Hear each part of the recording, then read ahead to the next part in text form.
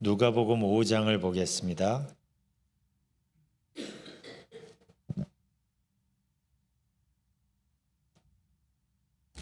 누가복음 5장 12절, 13절 두 절만 봅니다. 누가복음 5장 12절, 13절. 자, 찾으신 분은 함께 봉독합시다. 예수께서 한 동네에 계실 때 온몸에 나병 들린 사람이 있어 예수를 보고 엎드려 구하여 이르되 주여 원하시면 나를 깨끗하게 하실 수 있나이다 하니 예수께서 손을 내밀어 그에게 대시며 이르시되 내가 원하노니 깨끗함을 받으라 하신대 나병이 곧 떠나니라. 아멘. 예수님이 나병 환자를 고치시는 장면이죠. 그런데 다른 치유 장면과 좀 다른 점이 이 사람에게는 있죠. 이 나병 환자가 예수님께 먼저 와서 이렇게 말합니다. 12절 보면 주여 원하시면 나를 깨끗하게 하실 수 있나이다. 주님이 원하시면 나를 깨끗하게 하실 수 있습니다. 왜 이렇게 말했을까요? 우리가 아는 것처럼 그 당시의 나병은 죽을 병으로 여겨졌죠. 그래서 그 당시 랍비들도 나병 환자가 치유받는 것은 죽은 자를 살리는 것보다 어렵다고들 말했다고 합니다. 특히 나병은 하나님께 저주받은 병이라고 여겨졌어요. 그 전염성 때문에 그랬는지 모르겠지만 그래서 마을 안에 들어오지 못했고 그래서 길에서 혹시 사람들을 만나도 부정하다 이렇게 외치며 다녀야 했어요. 다른 사람들이 가까이 못 오도록. 근데 이 사람이 이제 예수님의 소문을 들은 거예요. 예수님은 못 고치는 병이 없다는 소문이었겠죠. 근데 마침 예수님이 그 근처에 오셨다는 얘기를 듣고 찾아가죠. 그래서 12절을 보면 예수께서 한 동네에 계실 때 그랬어요. 한 동네에 계실 때라는 말은 동네 안이에요, 지금. 동네 안에. 그런데 이 나병 환자가 예수님께 나온 겁니다. 그러니까 우연히 길에서 지금 마주친 게 아니라는 거예요. 돌에 맞을 각오를 하면서 예수님을 찾아서 지금 의도적으로 동네 안으로 들어온 겁니다. 많은 사람들이 예수님을 만났고 예수님 때문에 치유를 받았습니다. 그래서 예수님의 치유 능력은 이게 확실해진 거예요. 그런데 이 사람의 마음속엔 무거운 고민이 지금 있죠. 자기는 보통 병이 아닌 거예요. 저주받은 병이고 모두가 꺼리는 병, 나병 환자였기 때문이에요.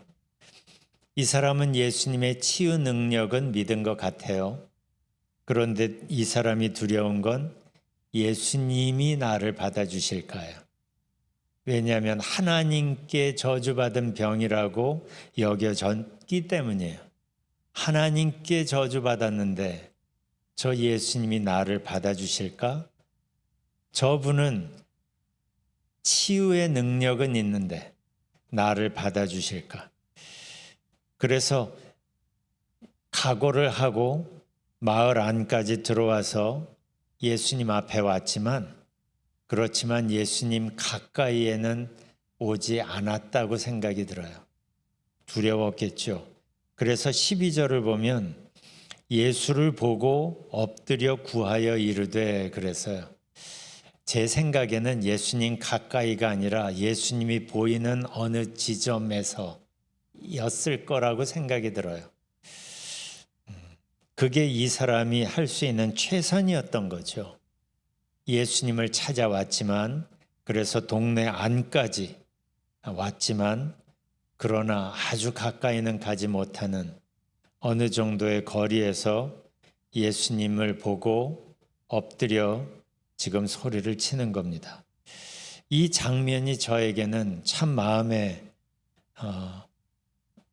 와 닿았어요. 이 사람은요, 예수님에 대한 소문을 들었어요. 그래서 예수님의 능력을 알았고 예수님의 사랑을 알았고 예수님의 치유 능력을 알았어요. 그런데 아까 말씀드린 대로 자기가 갖고 있는 나병이라는 문제 때문에 예수님 가까이 나가지 못했어요. 혈루증 앓던 그 여인처럼 예수님의 옷깃을 잡는다거나 이럴 자신이 없었던 거죠. 즉 예수님에 대해 알기는 알지만, 그래서 예수님을 찾아오기는 했지만 예수님 가까이 오지는 못하고 멀찍이 어느 지점에 지금 엎드려서 예수님께 소리를 치고 있는 거예요. 한번 오늘 기도하면서 내 모습은 어떤지 살펴봤으면 좋겠어요.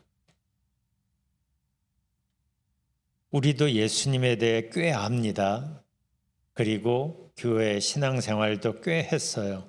그런데 예수님에 대한, 하나님의 사랑에 대한 어느 정도의 정보를 아는 수준에 그냥 머물러 있지는 않는지, 정말 예수님께서 지금 나와 함께 계신다는 걸 나는 정말 믿고 사는지, 나의 삶의 모습을 봤으면 좋겠어요.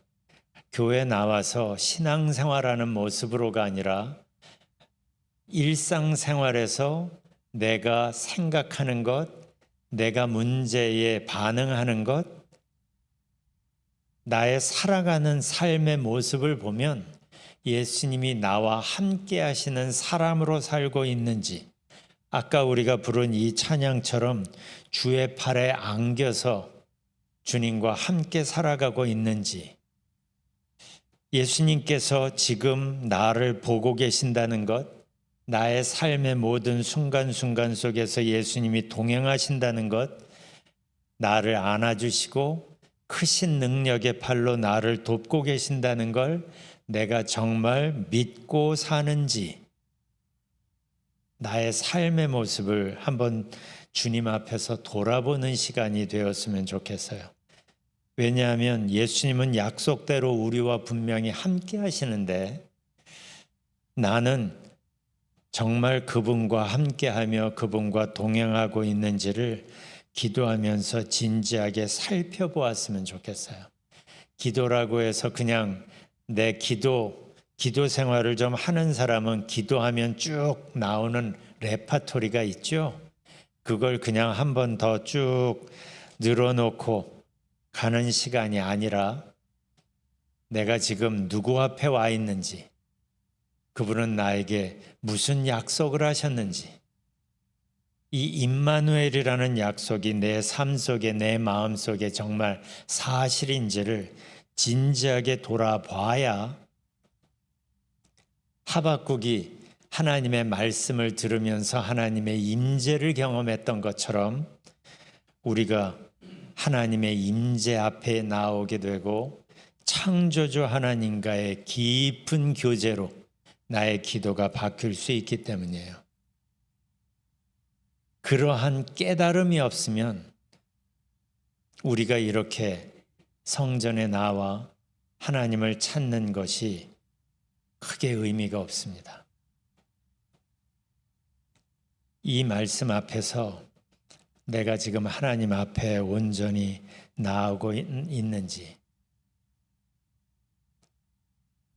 그 하나님이 창조주 하나님 그분이 맞는지, 내가 그분의 팔에 안겨서 그분의 자녀로 살아가고 있는지를, 나의 삶을 한번 돌아보셨으면 좋겠어요.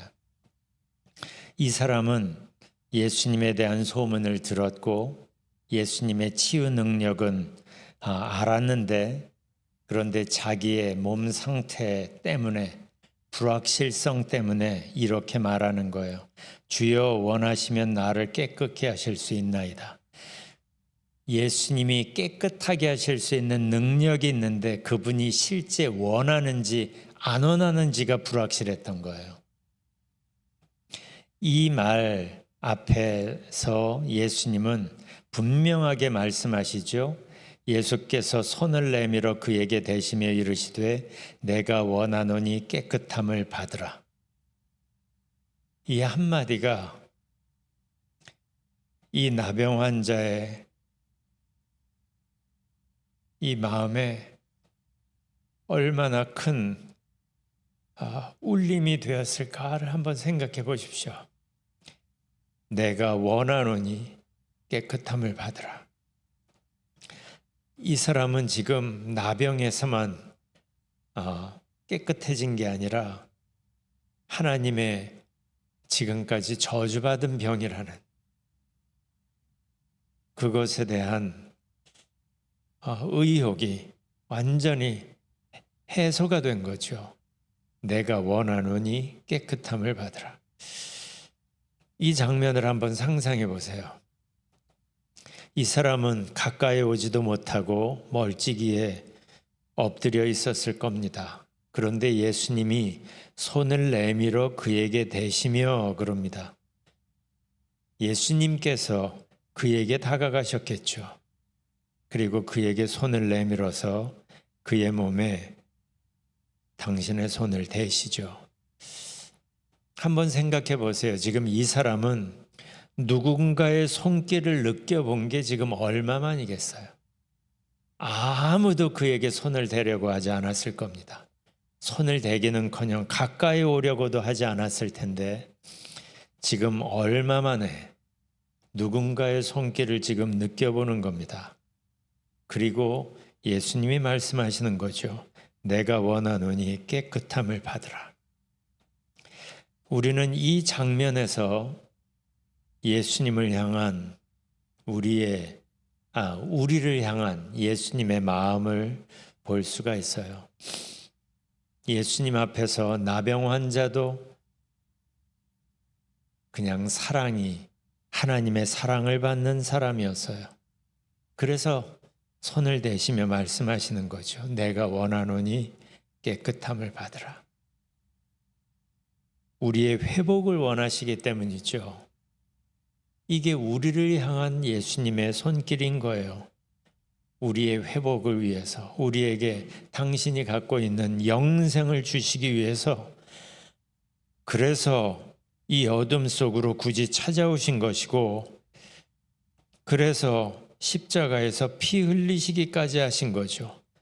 우리가 죄 때문에 놓치고 있는 그 어마어마한 걸 우리에게 다시 주고 싶으셔서, 그래서 우리가 진정 하나님의 자녀답게 정말 사는 것처럼 살게 하시고 싶으셔서, 그래서 그에게 손을 대시는 것처럼 우리에게도 가까이 다가오셔서 이 아침에 손을 대시고 우리 한 사람 한 사람에게 말씀하시는 겁니다.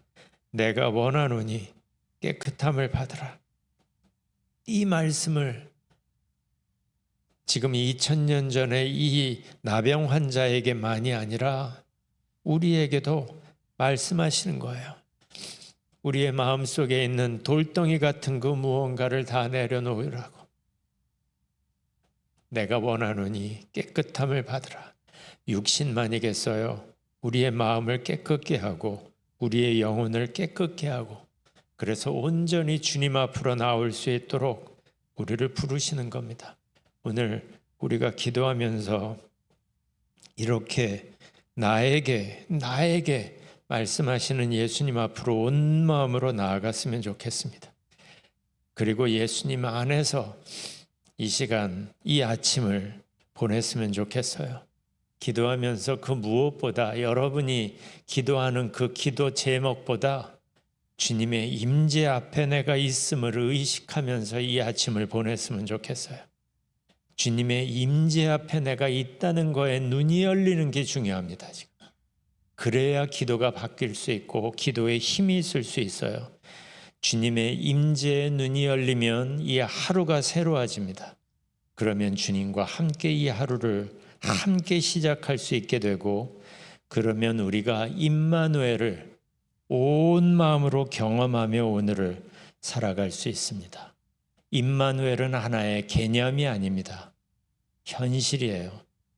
임마누엘로 우리에게 다가오시는 예수님과 함께 이 아침을 보내고 함께 이 하루를 보내는 복된 여러분들이 되시기를 주님의 이름으로 축원합니다.